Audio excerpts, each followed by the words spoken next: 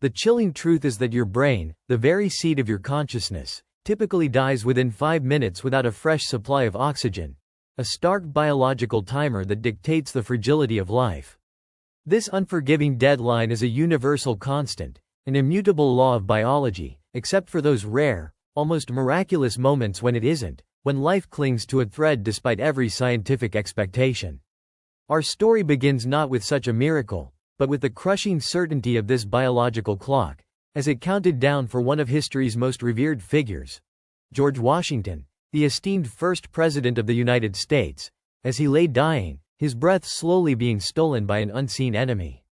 It was December of 1799, the turn of a new century just weeks away, and the air at Mount Vernon, Virginia, hung with a bone-deep chill.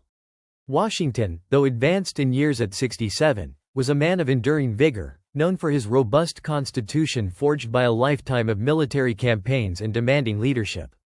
He had faced down smallpox, dysentery, malaria, and even tuberculosis, emerging from each battle with a resilience that seemed almost superhuman. His formidable presence, his commanding gaze, spoke of a man who had stared death in the face many times and always prevailed. But this time, the adversary would be different, insidious, creeping, and utterly inescapable. The morning of December 13th broke cold and dreary. Washington, ever the meticulous planter, rode out on horseback to supervise operations across his vast estate, despite a light rain that soon turned to sleet and then a flurry of snow. He remained in the saddle for 5 arduous hours, enduring the raw, biting wind and moisture that seeped into his clothes. By the time he returned to the warmth of his mansion, his throat felt raw, a familiar discomfort that he dismissed with a shrug. He dined with his family, though his voice was hoarse, a mild inconvenience for a man of such discipline. The evening passed with reading aloud from newspapers, a customary practice that he, in his fading voice, insisted on performing himself. But as the hours wore on, the hoarseness gave way to a deeper, more ominous ache, and by bedtime, his throat burned with an intensity that hinted at something far more serious than a common cold. By the early hours of December 14th, the malady had taken a terrifying turn. Washington woke with a severe chill and an alarming difficulty in breathing. His throat felt as if it were constricting, every gasp for air a monumental effort. The rattling sounds he made as he struggled for breath alarmed Martha and his secretary, Tobias Lear, who quickly roused the household. The initial assessment was a quinsy sore throat, a serious inflammation, but the reality was far grimmer. The swelling was internal, tightening around his windpipe, slowly choking off the very air that sustained him. The call for physicians went out into the frigid night, but in 1799, medical knowledge, though earnestly applied, was tragically limited. Dr. Craik, Washington's longtime friend and personal physician, was the first to arrive, finding his patient in acute distress.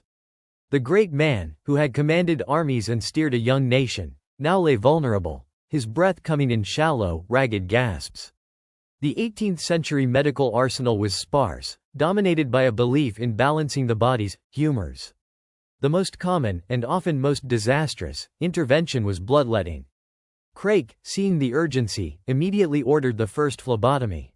A vein in Washington's arm was opened, and a large quantity of blood, nearly a pint, was drawn, with the fervent hope of relieving the inflammation and pressure. Washington, with characteristic fortitude, endured the procedure without complaint, even offering observations on its efficacy. But the relief was fleeting, almost imperceptible. His breathing grew more labored, the wheezing in his chest a frightful sound that echoed in the hushed chamber. The initial hope that had flickered in Martha's eyes began to dim, replaced by a growing terror. The physicians, now including consulting doctors Gustavus Brown and Elisha Dick, arrived, their faces grim, their collective wisdom unable to grasp the true nature of the enemy. Acute epiglottitis, a bacterial infection causing the flap of tissue at the base of the tongue to swell and block the airway, a condition that even today can be deadly without rapid intervention. Desperate measures followed. The physicians applied blisters to Washington's throat and legs, hoping to draw out the morbid humors. They administered gargles made of vinegar and sage, substances that only irritated an already inflamed and swollen tissue. Powerful emetics were given, inducing vomiting, further weakening his already failing body. And then, more bloodletting. Not just 1 pint, but multiple, until an astonishing quantity of blood, up to 80 ounces, or more than 2 liters, had been drained from his veins over a few agonizing hours. This drastic loss of blood, intended to cure, only hastened his decline, robbing his body of the very capacity to transport what little oxygen his constricted airway allowed him to take in. With each agonizing breath, Washington's brain was being slowly starved. The human brain, a metabolic powerhouse, accounts for only 2% of body weight but consumes 20% of the body's oxygen and glucose. It's an incredibly demanding organ, and its fuel lines are utterly dependent on a constant, rich supply delivered by the bloodstream. As the epiglottis swelled, restricting his airway, the precious oxygen molecules became scarce. First, there would have been a subtle shift, perhaps a dullness in thought, a confusion at the edges of his awareness. Then, as the deprivation deepened, neurons would begin to falter, their electrical signals weakening, their delicate balance of ions disrupting. The brain's ticking clock of oxygen depletion is merciless. Within seconds of oxygen cutoff, consciousness can flicker and fade. Within 2 to 3 minutes, widespread neuronal damage begins to occur as cells, deprived of energy, start to break down. Without oxygen, the mitochondria, the powerhouses of the cells, cannot produce ATP, the energy currency of life. This leads to a cascade of cellular failure. Ion pumps stop working, membranes become permeable, and toxic substances accumulate. The fine network of connections that form thoughts, memories, and personality begin to fray and unravel. For Washington, this was not a sudden, traumatic event, but a slow, suffocating descent into unconsciousness, a gradual extinguishing of the brilliant mind that had shaped a nation. In his final moments of lucidity, Washington still maintained a quiet dignity, speaking to Lear and his physicians. He understood the gravity of his condition, asking for his will and giving instructions for his burial. But as the lack of oxygen intensified its grip, his words would have become slurred, his thoughts disjointed, his gaze perhaps unfocused. The valiant struggle for air was palpable, each shallow gasp a testament to the body's primal drive to survive. His chest heaved, his throat issued a rattling sound, a death rattle long before the final silence. The physicians could only watch, their remedies exhausted, their medical understanding insufficient to pierce the veil of his ailment. Just after 10 o'clock on the night of December 14, 1799, George Washington's long struggle for breath finally ceased. The battle was lost. His last words were delivered in a barely audible whisper. "I feel myself going. I thank you for your attentions, but I pray you to take no more trouble about me. Let me go off quietly. I cannot last long." And then, a moment later, he said, "'Tis well." A profound silence descended upon the room. The labored breathing stopped. His chest, which had risen and fallen with such effort, was still.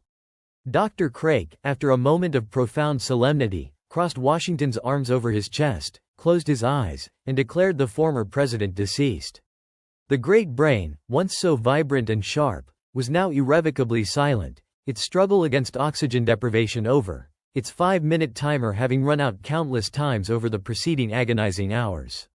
Yet, as absolute as this 5-minute rule seems, as tragically evident in Washington's final hours, there exist extraordinary, almost paradoxical exceptions. The very same biological timer that dictates the brain's swift demise without oxygen can, under specific, rare circumstances, be suspended. The key to this astonishing resilience lies not in some inherent strength of the brain itself, but in the profound, protective embrace of cold. Imagine a scenario where a person, perhaps a child, falls into icy cold water, their body temperature plummeting rapidly.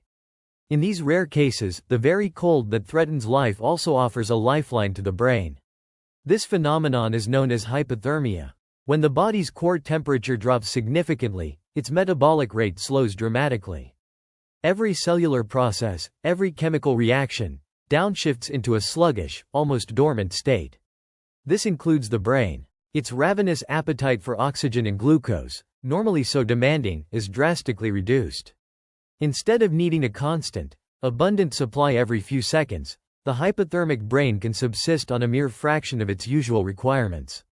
This biological slowdown is what allows some individuals, particularly those who experience rapid cooling after oxygen deprivation, to survive far beyond the conventional 5-minute window, often with surprisingly intact brain function. The science behind this survival is elegantly simple yet profoundly impactful. In a normothermic, normal temperature, brain deprived of oxygen, the rapid failure of ATP production leads to an energy crisis, causing ion pumps to fail. Sodium and calcium ions flood the cells, triggering a cascade of destructive events, including the release of excitatory neurotransmitters that overstimulate and ultimately kill neurons. But in a cold brain, this entire destructive process is slowed. The energy demand is lower, so the existing ATP lasts longer. The ion pumps, though struggling, don't fail as quickly. The release of toxic neurotransmitters is attenuated. It's like hitting a slow-motion button on cellular death, giving precious extra time for resuscitation efforts to restore oxygen flow before irreversible damage occurs. There are documented cases, often chilling and awe-inspiring, where individuals have been submerged in icy water for periods far exceeding 5 minutes, even up to an hour in some extreme instances, and subsequently revived with remarkable neurological recovery. These are not everyday miracles, they are precise biological phenomena requiring specific conditions: rapid, deep cooling of the body, particularly the brain, before or almost simultaneously with oxygen deprivation. For George Washington, suffering from a hot, inflamed throat and body, such conditions were a cruel impossibility. His was a warm death, where the brain's clock ran at full, unforgiving speed.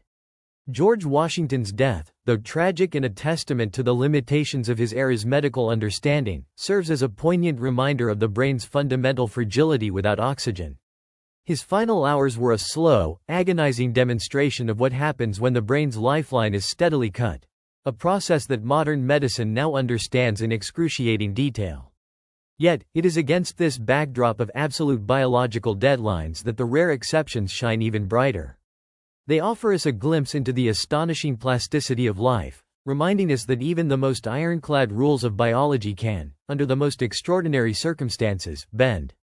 His passing marked not only the end of a great life but also, in retrospect, illuminated the very limits of our physiological existence, boundaries that humanity continues to push and understand. So, while the 5-minute rule remains a terrifying truth for the vast majority, a constant shadow lurking over moments of crisis, the rare, except when it doesn't, cases offer a sliver of hope, a profound testament to the intricate dance between life and death. They remind us that the brain, that delicate, magnificent organ, is both incredibly vulnerable and, under just the right conditions, capable of a surprising, almost defiant resilience. It's a paradox woven into the very fabric of our biology, a boundary continually redefined by scientific discovery and the extraordinary tenacity of life itself. Understanding these limits and their breathtaking exceptions is to truly grasp the profound fragility and enduring wonder of being human.